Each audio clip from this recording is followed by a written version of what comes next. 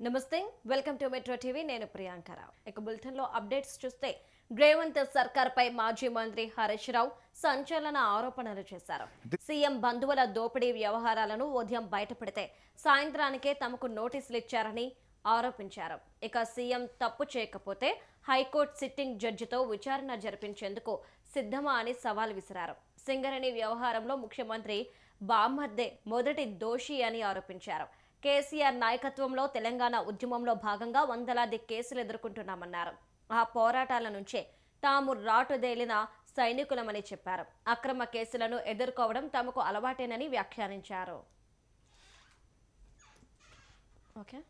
Politics మేమేమడిగినాము? Sitting జడ్జితో విచారణ జరపండి అన్నాం. రేవంత్ రెడ్డి నీకు ధైర్యం ఉంటే, నిజాయితీపరుడు అయితే, నువ్వు తప్పు చేయకపోతే తక్షణమే సుప్రీంకోర్టు హైకోర్టు సిట్టింగ్ జడ్జితో విచారణకు ఆదేశించు.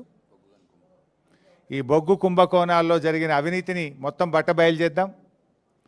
నువ్వు తప్పు చేయకపోతే, నువ్వు నిజాయితీపరుడు అయితే మేము అన్ని ఆధారాలు కూడా మీరు వేసిన సిట్టింగ్ జడ్జి గారికి అందించడానికి సిద్ధంగా ఉన్నాం. నువ్వు చీటికి మాటికి సిట్లు వేస్తున్నావు కదా, కమిషన్లు వేస్తున్నావు కదా. ఇవాళ మేము అన్ని ఆధారాలతో సూటిగా ఆరోపణ చేస్తున్నాం. నీ బావమరిదే మొదటి లబ్ధిదారుడు, నీ బావమరిదే ఈ రింగుకు మొత్తం కింగ్ పిన్ను, నీ బావమరిదే ఈ సింగరేణిలో 1000 కోట్ల కుంభకోణానికి తెరలేపిండు. నువ్వు అంత నిజాయితీపరుడు అయితే, తప్పు చేయకపోతే కమాన్ సిట్టింగ్ జడ్జితో విచారణకు ఆదేశించు, మేము రుజువు చేస్తాం. ధైర్యం ఉంటే ఆదేశించు అంటే మీ భాగోతాలు బయటపడ్డాయి. ఇవాళ ముఖ్యమంత్రి గారు, బట్టి గారు, కోమటిరెడ్డి గారి మధ్య వాటాల పంపకం మొత్తం రోడ్డు మీదకి వచ్చింది, ప్రజల్లో పడ్డది. టెండర్ల మీ పోరాటం, టెండర్లు నాకంటే నాకని మీరు కొట్లాడుకునేదంతా ప్రజలకు అర్థమైంది.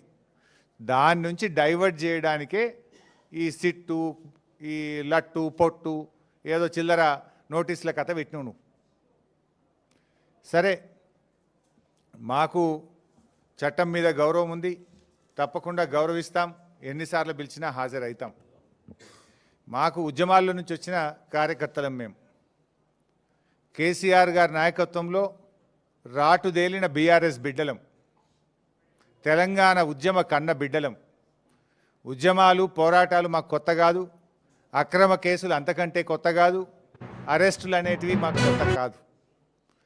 ఆనాడైనా కేసీఆర్ గారి నాయకత్వంలో వందలాది కేసులు పెట్టిన నిజాయితీగా తెలంగాణ ప్రజల పక్షాన కేసీఆర్ గారి నాయకత్వంలో పోరాడినాం.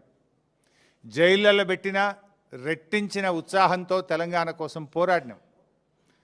ఇలా మేము మీ కాంగ్రెస్ నాయకుల లెక్క సిట్ నోటీసులు రాగానే పారిపోయేటోళ్ళం కాదు.